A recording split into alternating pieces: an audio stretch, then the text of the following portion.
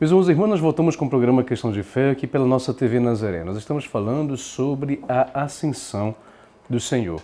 É uma das solenidades que nós celebramos no tempo pascal, após a solenidade de Páscoa.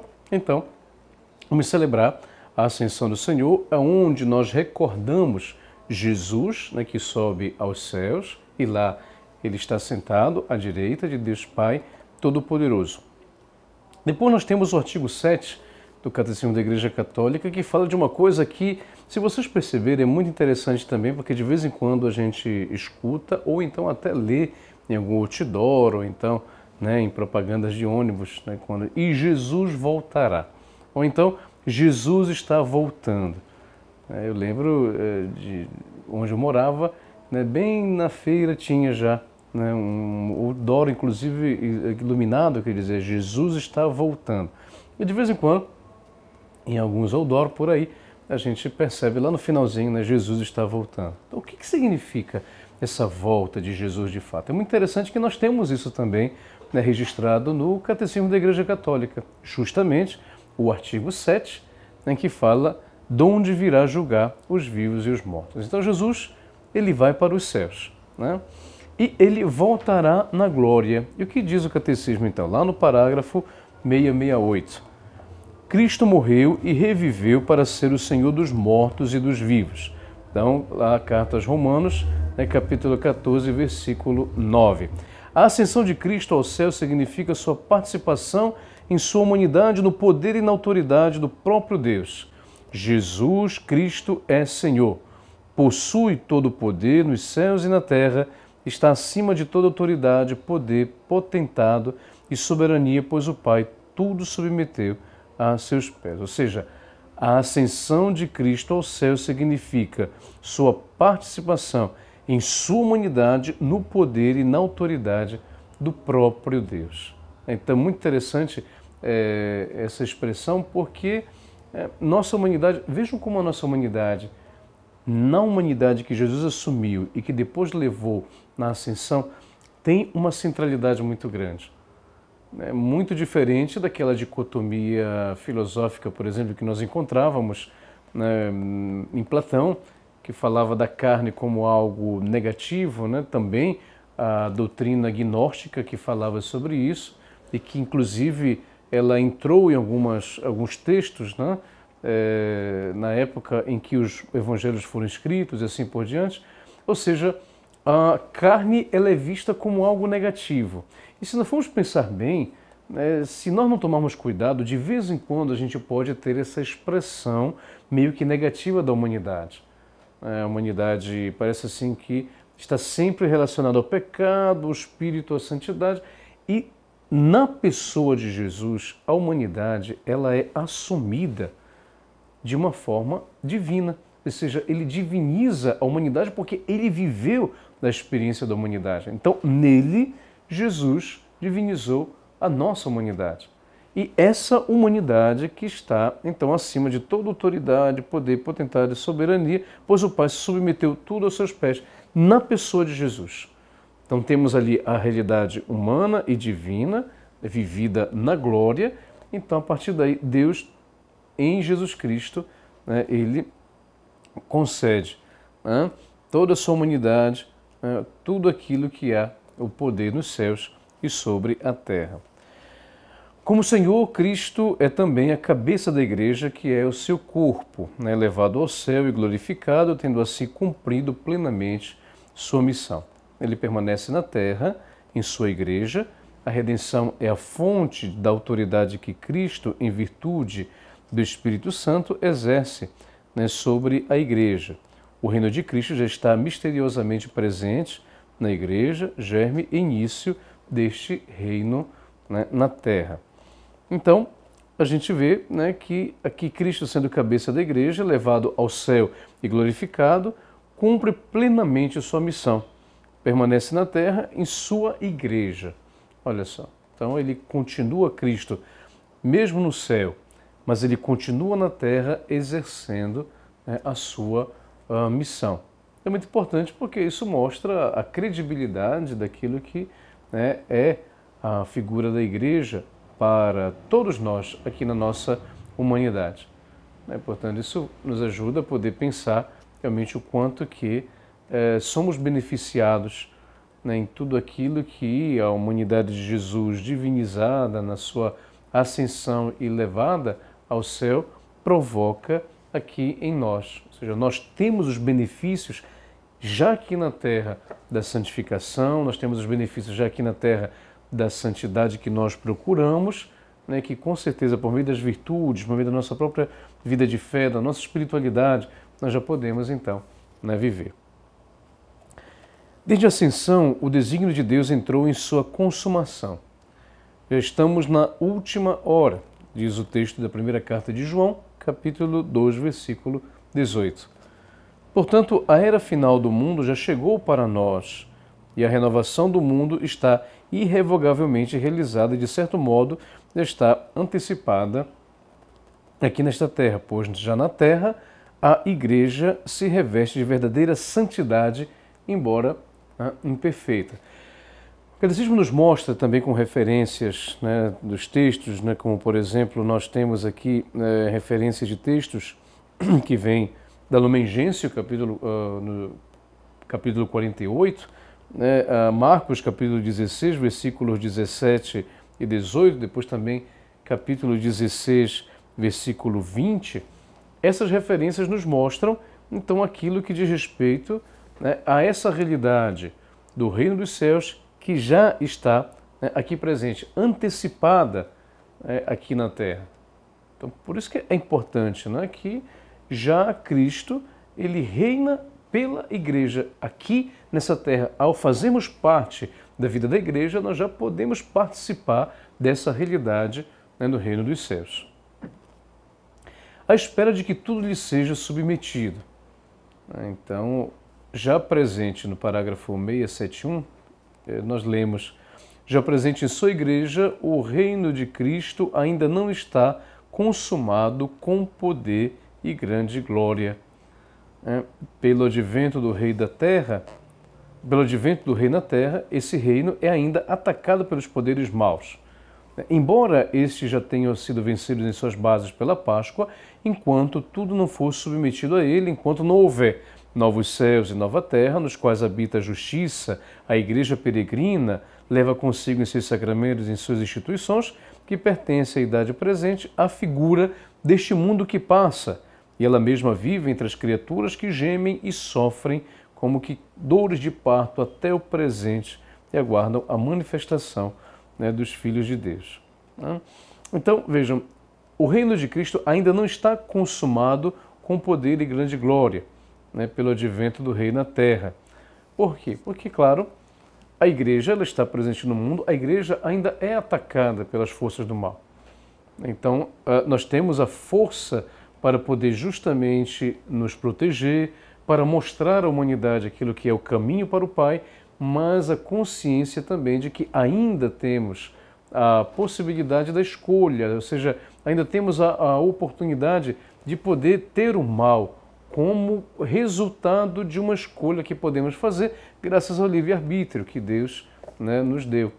Então significa dizer que procuramos, por meio da Igreja, né, esses sinais, esses símbolos, esses gestos que nos ajudam realmente ali a estar conscientes de que se escolhemos pelo bem, se escolhemos por Deus, perfeito, ótimo, mas existe também a possibilidade de escolher pelo mal, mesmo sabendo das consequências da escolha do mal.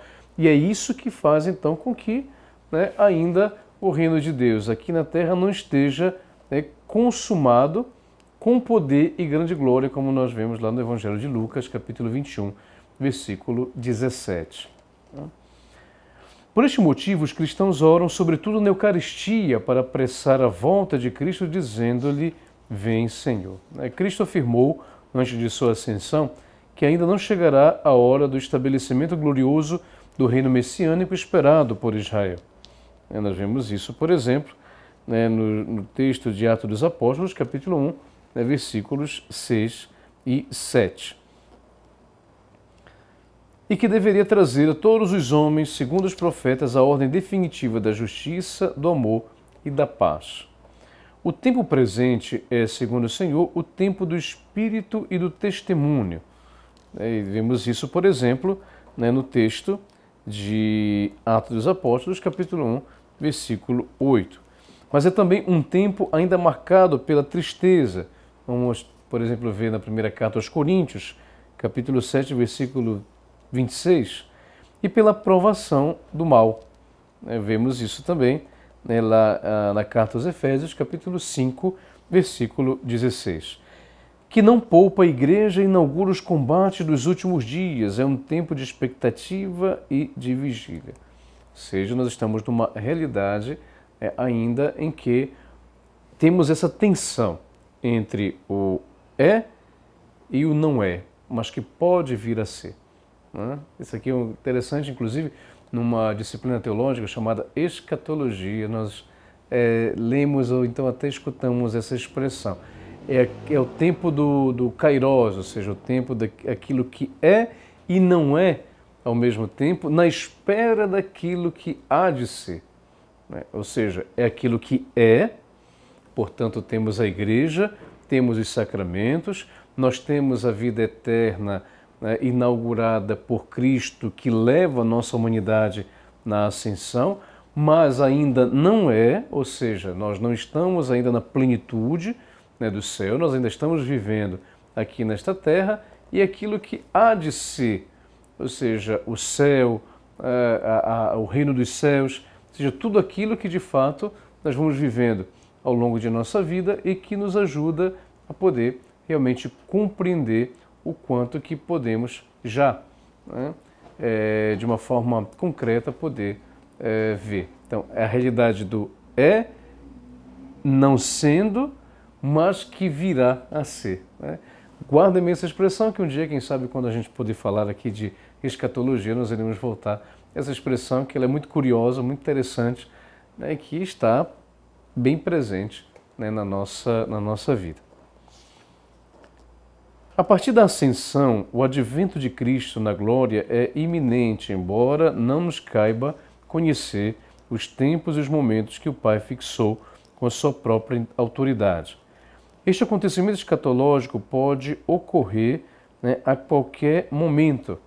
Então, saibamos que no tempo litúrgico do Advento, nas 2 primeiras semanas, a gente tem a oportunidade de refletir sobre essa vinda de Jesus, onde não sabemos o dia e nem a hora, a segunda vinda de Jesus. Interessante que, ainda que estejam retidos tanto ele como a provação final que há de preceder. A vinda do Messias glorioso depende a todo momento da história do reconhecimento dele por todo o Israel. Nós encontramos isso, por exemplo, na carta aos Romanos, capítulo 11, versículo 26. Uma parte desse Israel se endureceu na incredulidade para com Jesus. São Pedro o afirma aos judeus de Jerusalém depois de Pentecostes: arrependei-vos, pois, e convertei-vos, a fim de que sejam apagados os vossos pecados, e deste modo venham da face do Senhor os tempos de refrigério.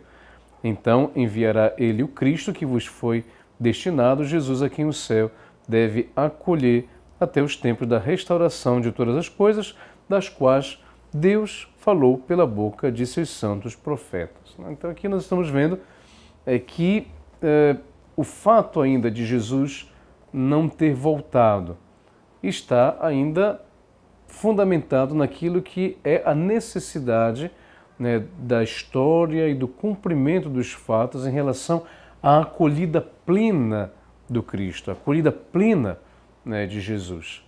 Então, dessa forma, nós vamos entendendo que o fato dele ainda não ter voltado depende daquilo que é próprio dele, da sua vontade, ou seja, até da vontade de Deus, como ele mesmo diz, Nem o Filho do Homem, nem os anjos, mas somente o Pai que está nos céus.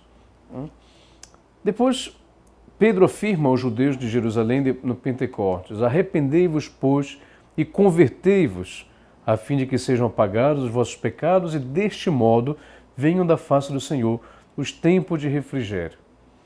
Então enviará ele o Cristo que vos foi destinado, Jesus a quem o céu deve acolher até os tempos da restauração de todas as coisas, das quais Deus falou pela boca de seus santos profetas.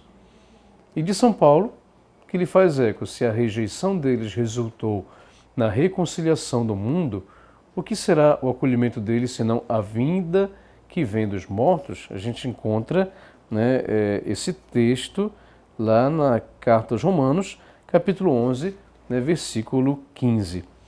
A entrada da plenitude dos judeus na salvação messiânica, depois da plenitude dos pagãos, dará ao povo de Deus a possibilidade de realizar a plenitude de Cristo, na qual Deus será tudo em todos. Então, dessa forma, vocês estão percebendo que a vinda, né, de Jesus, ela é precedida por essa reflexão.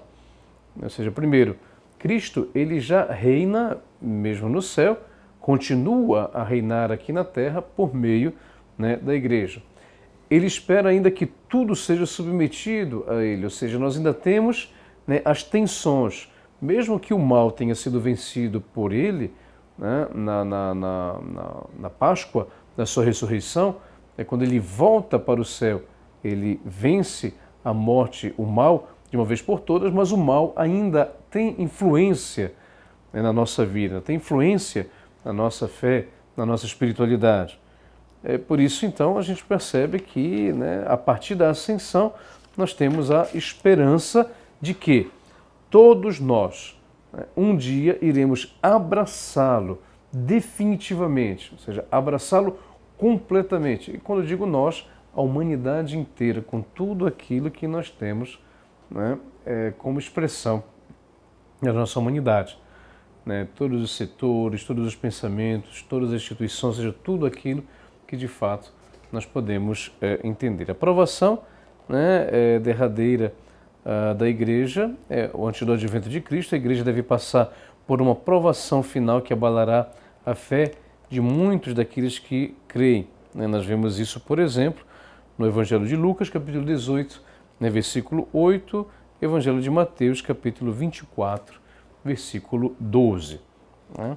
Então, dessa forma, a gente percebe, né, que a perseguição que acompanha a peregrinação dela na terra desvendará o mistério de iniquidade sob a forma de uma impostura religiosa que há de trazer aos homens uma solução aparente aos seus problemas à custa da apostasia, né, da verdade. A impostura religiosa suprema é a do anticristo, isto é, de um pseudo-messianismo em que o homem glorifica a si mesmo em lugar de Deus e de seu Messias que veio na carne. Né? Ou seja, nós também acompanhamos um pouco essa realidade, né, espiritual, essa realidade difícil, onde muitas vezes o homem ele acaba sendo o centro, né, de todas as coisas. E a igreja está dentro dessa realidade onde ela é provada. Né? Ela é provada naquilo que deve ser a mensagem firme e forte que nos foi dado por Jesus e que nós anunciamos e que nós falamos e nós dizemos. E a partir daí, realmente, a partir dessa consciência de que estamos nessa tensão, a igreja, ela dá sempre uma resposta. Né? A igreja, ela é aquela que dá uma resposta. Né? O que significa essa expressão, dessa impostura anticrística? Né? Ela já se esboça no mundo toda vez que se pretende realizar na história a esperança messiânica que só pode realizar-se, para além dela, por meio do juízo escatológico, mesmo em sua forma mitigada. A igreja rejeitou esta falsificação do reino vindouro sob o nome de milenarismo, sobretudo sob forma política de um messianismo secularizado, intrinsecamente, né, perverso. Né? Nós vamos ver isso, por exemplo, na encíclica que Pio XI ele escreve, né, a Divini Redemptoris, condenando o falso misticismo desta contrafação da redenção, né, dos humildes. Então, meus irmãos e irmãs, nós vimos hoje aquilo que significa a ascensão do Senhor. Jesus ele sobe aos céus, Jesus leva a nossa humanidade que tem agora esse papel também importante, né, divino, graças à ascensão, né, de Jesus. E a partir daí, ele agora nos céus, ele ainda continua reinando, né, aqui na terra, claro, no reino de Deus que está aqui presente, mas que ainda é um reino que está imerso dentro da possibilidade dos ataques do mal, e por isso então a igreja, ela ainda provada, permanece firme e forte naquilo que é depois o caminho, apontando o caminho que nos leva para o céu. Esse é o programa Questão de Fé, que é feito para você.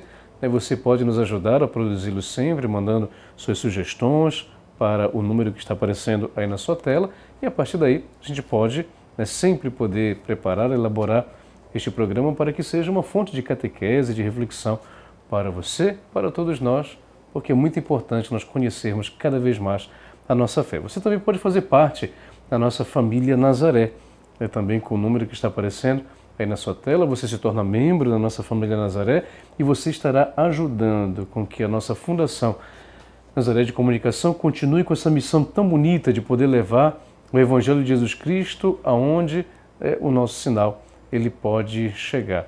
E dessa forma você também estará sendo um apóstolo, você estará sendo como São Paulo, você estará sendo como todos aqueles que nos primeiros séculos da Igreja deram a sua vida para que o Evangelho pudesse ser conhecido, e assim você hoje, com a sua contribuição, pode também continuar fazendo com que o Evangelho chegue aonde precisa chegar. E que o Senhor esteja convosco, Ele está no meio de nós. E abençoe-vos o Deus Todo-Poderoso, Pai, Filho, Espírito Santo. Amém.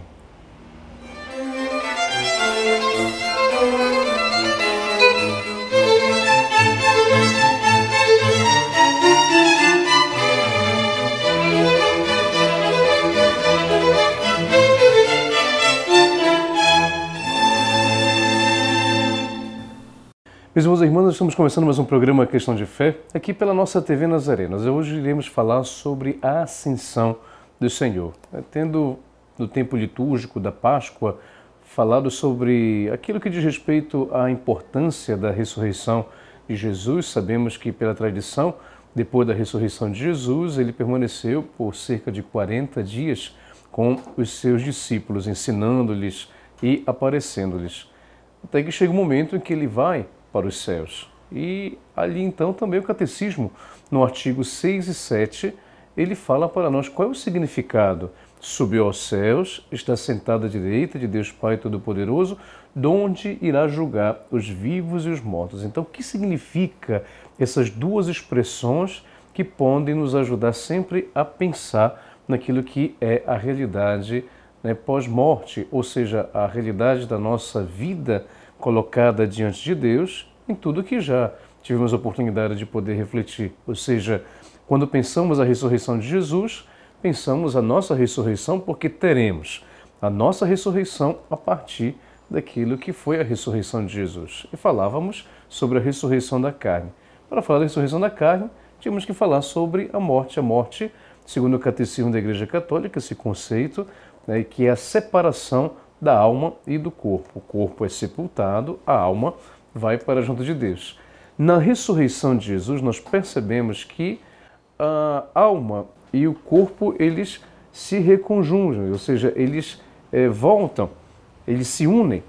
E a partir daí acontece uma outra realidade, que é justamente a realidade da ressurreição da carne, que é aquilo que nós falamos no artigo 5 do Catecismo da Igreja Católica e também da nossa profissão de fé. Ali também, em volta do artigo 12, falamos então todo esse histórico da vida de Jesus. E a partir daí então, o que acontece quando Jesus sobe aos céus? Nós sabemos, no Evangelho de João, portanto, que Jesus ele sobe, ele vai, depois de ter falado para os discípulos, para junto do Pai.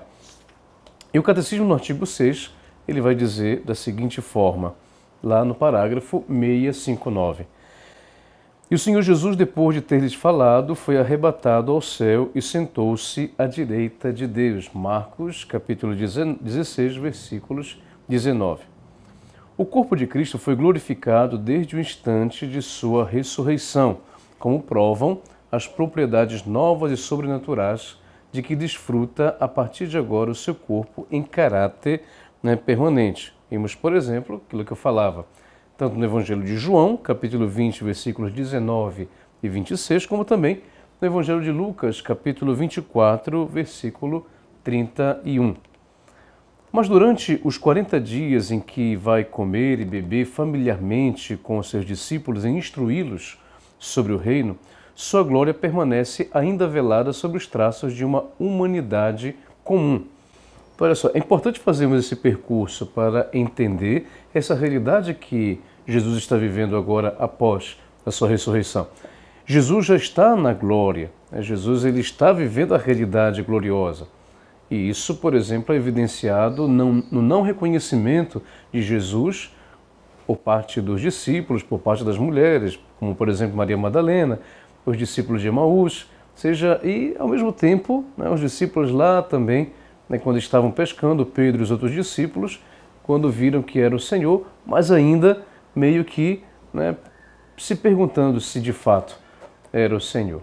E Jesus comendo e bebendo com eles. Então, nós percebemos aqui que é uma realidade, como diz o catecismo, como que velada sobre os traços de uma humanidade, né, comum. Nós vemos isso nos textos, por exemplo, né, de Marcos, capítulo 16, versículo 12, Lucas, capítulo 24, versículo 15, João, capítulo 20, versículos 14 e 15, depois capítulo 21, versículo 4. Vejam como nós temos, né, diversas referências. Tudo o que o catecismo fala, quando você ouve essa expressão segundo o catecismo, é claro, é o estudo que o catecismo faz a partir de todas as fundamentações, tanto na Sagrada Escritura como também na tradição, né, da Igreja.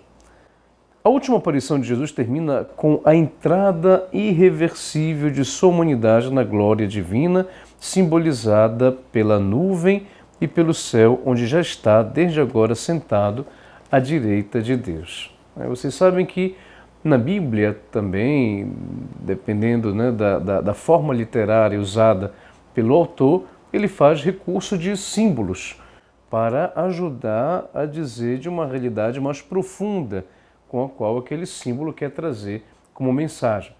Então, nesse caso aqui, na Bíblia, todas as vezes em que nós usamos a palavra céu e nuvem, sempre nos remete àquilo que é a realidade transcendente, ou seja, a realidade da glória, a realidade da morada de Deus. Então, vejam que esses dois símbolos, né, a nuvem e o céu, já estão ali presentes nas descrições, como por exemplo, nós iremos encontrar, né, nos textos de Atos dos Apóstolos, capítulo 1, versículo 9, que é justamente quando a gente vê ali no texto, né, em que Jesus, né, está ali para subir aos céus. Depois nós temos, né, Lucas capítulo 9, versículos 34 a 35. Interessante, vejam só, a simbologia da nuvem que nós encontramos também no livro do Êxodo, capítulo 13, versículo 22. Depois, diz o catecismo, dessa forma, então, o caráter velado da glória do ressuscitado durante esse tempo, ele transparece em sua palavra misteriosa a Maria Madalena. Ainda não subi para o Pai, mas vai aos meus irmãos e dize-lhes: eu subo para o meu Pai e vosso Pai, para o meu Deus e vosso Deus. Isso indica uma diferença de manifestação entre a glória de Cristo ressuscitado e a de Cristo exaltado à direita do Pai. O acontecimento, ao mesmo tempo histórico e transcendente da ascensão, marca a transição de uma vida para a outra. Então aqui um elemento que nos ajuda a poder compreender, né, esse evento da ascensão de Jesus, já nessas aparições de Jesus ressuscitado, antes de subir para o Pai, é que ele, depois de ressuscitado, já vive uma realidade de glória, ele já está vivendo uma realidade transcendente, mesmo que velada, né, num aspecto humano, ele come, ele bebe, mas já está dentro dessa realidade, né, da glória, e a partir daí, nessa expressão que é usada ali, quando ele se mostra para Maria Madalena e diz: ainda não subi para o Pai, mas vai aos meus irmãos e diz-lhes: eu subo para o meu Pai e vosso Pai, para meu Deus e vosso Deus. Então já manifesta ali a diferença entre a glória de Cristo ressuscitado e a glória do Cristo exaltado à direita do Pai, ainda não subi para o Pai. Ou seja, ele ainda está aqui nesta terra. Esta última etapa permanece intimamente unida à primeira, isto é, a descida do céu realizada na encarnação. Só aquele que saiu do Pai pode retornar ao Pai, ou seja, Cristo. Ninguém jamais subiu ao céu a não ser aquele que desceu do céu, o Filho do Homem. Nós vemos isso no Evangelho de João, capítulo 3, versículo 13. Entregues às suas forças naturais, a humanidade não tem acesso à casa do Pai, à vida e à felicidade de Deus. Só Cristo pôde abrir esta porta ao homem. Nós estamos aqui, meus irmãos e irmãs, e vocês percebem já numa linguagem profundamente transcendente. Realmente, quando você fala da ressurreição de Jesus, quando se vive o tempo litúrgico da Páscoa, quando você fala da realidade de transição entre a vida terrena e a vida eterna, e quais são os efeitos tanto da vida terrena como da vida eterna, tudo isso é uma linguagem transcendente que pode ser entendida na fé. Ou seja, só a fé pode nos ajudar a poder compreender aquilo que é essa realidade mais profunda e essencial que está na vida de cada um de nós. Todas as vezes que nós falamos sobre isso, é justamente para poder dizer, é para poder mostrar o quanto que, de fato, nós podemos ter e viver nessa vida, e após essa vida teremos uma outra realidade, que é a realidade do céu. Depois o Catecismo, no parágrafo 662, vai dizer: e quando eu for elevado da terra, trarei todos os homens a mim. Ou seja, João, capítulo 12, versículo 32. A elevação na cruz significa e anuncia a elevação da ascensão ao céu. A outra, vamos dizer, linguagem simbólica que nós encontramos também no Evangelho, Jesus mesmo, ele fala: quando eu for elevado da terra, atrairei todos a mim. Então já se encontra também uma expressão da ascensão de Jesus. Se vocês perceberem, Jesus ele preparou os discípulos, ele antecipou determinados elementos, tanto falando de que seria necessário que ele sofresse muito, ser rejeitado pelos anciãos e depois disso iria ressuscitar no terceiro dia. Depois fez a alusão, destruir este templo e eu o construirei em 3 dias, falando do templo do seu corpo. Ou seja, Jesus, no capítulo 14 de João também, quando ele já está dizendo ali, quase que preparando os discípulos, é necessário que eu vá para que, indo, eu possa enviar-vos um outro paráclito que irá mostrar para vocês tudo aquilo que é necessário para o vosso entendimento. Talvez Jesus teve já a oportunidade em vida de falar e de preparar os seus discípulos. Então significa dizer que quando também nessas expressões como nessa de João, agora que nós acabamos de acompanhar, ou seja, e quando eu for elevado da terra, trairei todos a mim, então significa dizer que de fato ele já estava fazendo uma alusão à sua ascensão ao céu. Já praticamente vamos dizer assim que é o começo dela. Jesus Cristo, o único sacerdote da nova e eterna aliança, não entrou em um santuário feito por mão de homem, e sim no próprio céu, a fim de comparecer agora diante da face de Deus a nosso favor. Nesse caso, então, também uma outra linguagem que vamos ver, sobretudo, é uma linguagem específica da carta aos Hebreus. É quando Jesus entra na glória, no templo, mas é o templo, não o templo físico, mas no templo do céu. Ou seja, Jesus é introduzido no céu, onde está sentado à direita do Pai. No céu, Cristo exerce em caráter permanente seu sacerdócio. Por isso é capaz de salvar totalmente aqueles que, por meio dele, se aproximam de Deus, visto que ele vive eternamente para interceder por eles.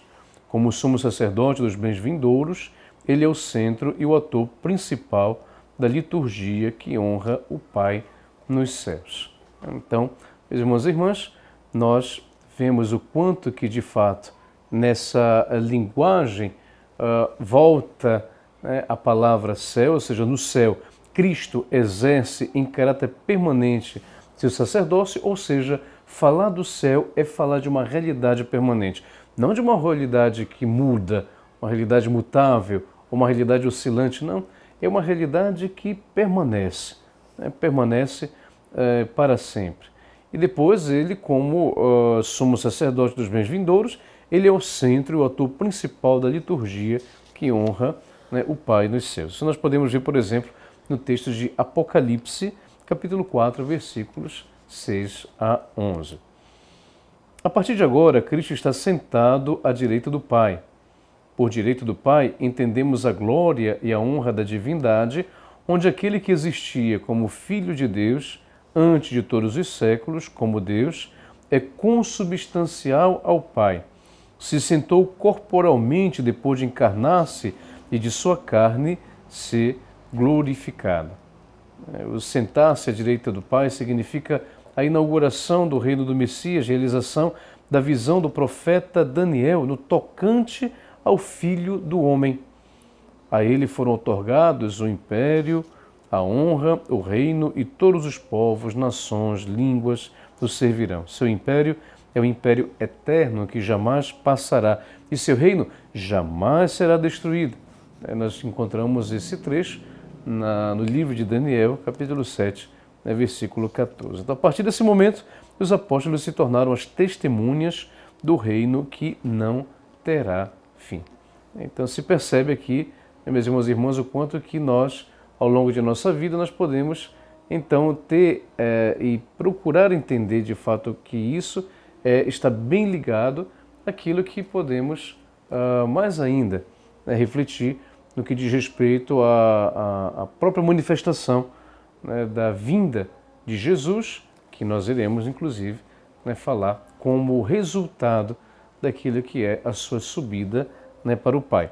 Então, a ascensão de Cristo assinala a entrada definitiva da humanidade de Jesus no domínio celeste de Deus, de onde voltará, mas que até lá o esconde aos olhos dos homens. Já aqui no que diz respeito ao resumo, né, do artigo 6, nós estamos falando sobre a ascensão, né, de Jesus, assinala a entrada definitiva da humanidade de Jesus no domínio celeste de Deus, de onde voltará, mas que até lá esconde aos olhos dos homens. Então, interessante esse jogo de palavras. Na ascensão de Jesus, ele leva a nossa humanidade, ou seja, na ascensão, Jesus, ele inaugura a nossa humanidade e coloca a nossa humanidade sob o domínio de Deus com a sua própria, né, humanidade. Depois nós vamos ver, né, que Jesus, cabeça da igreja, nos precede no reino glorioso do Pai para que nós, membros de seu corpo, vivamos na esperança de estarmos um dia eternamente com Ele. Tendo entrado uma vez por todas no santuário do céu, Jesus Cristo intercede sem cessar por nós como mediador que nos garante permanentemente a efusão do Espírito Santo. Então, tendo entrado uma vez por todas no santuário do céu, Jesus Cristo intercede sem cessar por nós como mediador que nos garante permanentemente a efusão do Espírito Santo. Como ele mesmo sempre falava, né, e que nós temos nos registros do Evangelho de João, é preciso que eu vá para que de lá eu possa enviar um outro paráclito, ou seja, o Espírito Santo, que é justamente esse que nos santifica, é esse que nos ilumina, é esse que nos mostra, né, o caminho que nos leva também para o céu, como ele foi para o céu. Então, dessa forma, né, nós vimos aqui o quanto que, né, de fato, nós podemos entender a importância da ascensão de Jesus. Depois de todo o processo, poderíamos dizer, da ressurreição, ou seja, Jesus, vamos dizer, no primeiro momento, ele se encarnou, ou seja, ele assumiu a nossa história, ele assumiu a nossa humanidade, depois ele conviveu, né, conosco, ele sofreu o que sofreu na humanidade, ou seja, toda a violência, as dores físicas, ele experimentou verdadeiramente a morte e depois voltou à vida na ressurreição. Vimos então que nessa, vamos dizer assim, quando Jesus assume essa humanidade, ele traz consigo, portanto, a transformação, né, daquilo que é a nossa humanidade sob o domínio, ou seja, sob o poder de Deus. E a ascensão, ou seja, quando ele vai aos céus de corpo e alma, como nós vimos isso na ressurreição, é a garantia de que a nossa humanidade está divinizada com a realidade, né, concreta, espiritual que Jesus vive na sua vida. Portanto, meus irmãos e irmãs, nós estamos falando sobre o artigo 6 do Catecismo da Igreja Católica, ou seja, Jesus subiu aos céus e está sentado à direita, né, de Deus Pai Todo-Poderoso, que significa a ascensão do ponto de vista teológico e do ponto de vista espiritual para todos nós. Nós iremos para um breve apoio cultural, daqui a pouco voltaremos com o nosso programa Questão de Fé.